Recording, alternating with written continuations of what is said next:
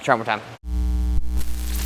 What's going on, guys, and welcome to the inside of my MG. We spent the past 2 weeks working on the front of the car, getting it buttoned up, working on the back of the car, getting it buttoned up, and now it's time for the part that I've been putting off till the end on purpose, the interior. The interior of this car is super rough. This car sat for about a decade with the window down, so it shows. We've already done a lot of welding to replace the metal that's been rusted out, but we need to make it look prettier. So that's what we're gonna do today. We're gonna take this rusty old orange interior and turn it into this. I'm gonna show you how I did that through this whole process. It's not that hard. It just takes a little bit of elbow grease. So let's get to work.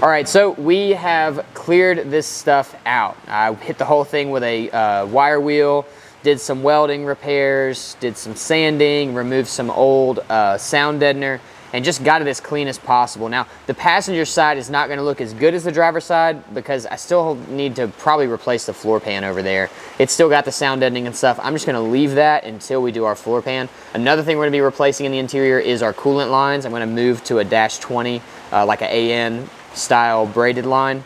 I priced that out yesterday, and so when we do that, we'll clean up that portion as well. But overall, I think it came out pretty good. This chassis was in really rough shape when I got it, and so there's just so much repair that's had to be done up to this point. And we're just gonna paint it all. We're gonna match it to the back, just get it all one color. Most of this is getting covered up anyway, so I'm not super concerned with how pretty it looks. I just want it to function. So we'll get all this stuff painted, and then we'll get into the next step that I think is really gonna make this thing look super complete. Let's do it. Ow. Take that handle off, it may be a little easier.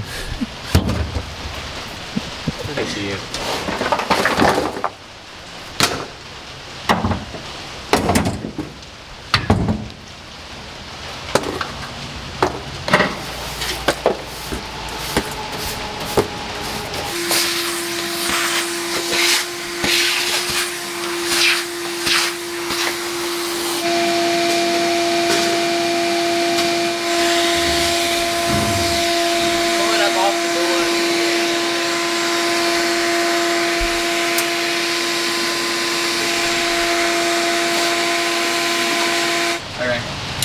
You're good whenever.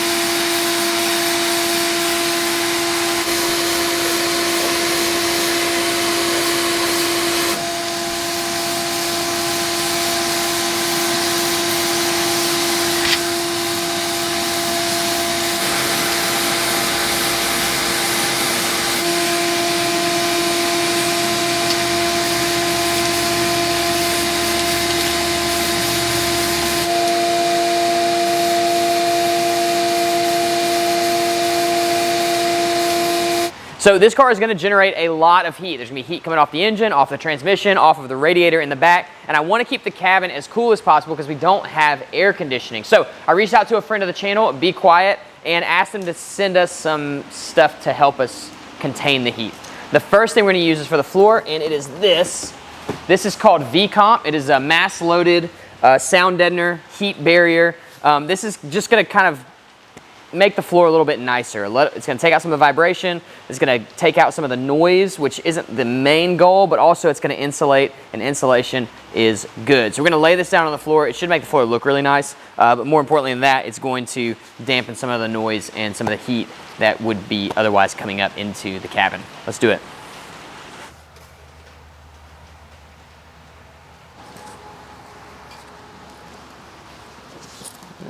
Check this one more time, just make sure.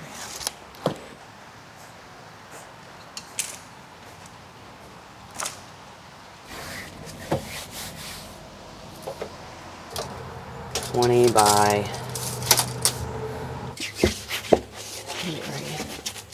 here.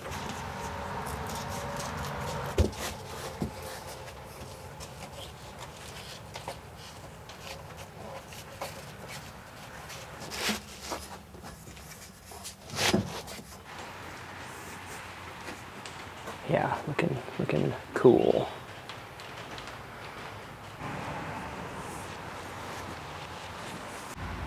Let's see.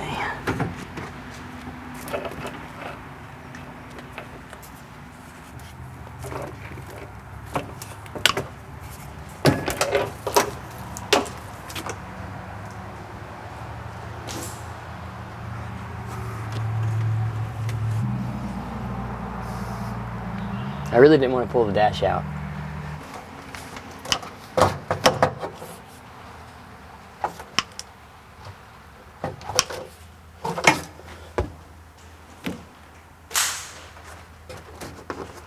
All right, so as we were doing this, we kind of realized this is as far as we can take the interior right now because we still have to weld. We're gonna build a roll cage inside of this thing.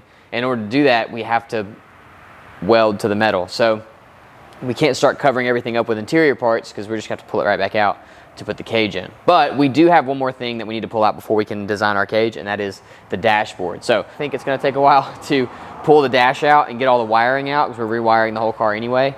And that'll give us a fresh, clean slate to build our roll cage next week. We'll be able to bend everything up and not really worry too much about the dash. I think that is a good plan. Let's do it.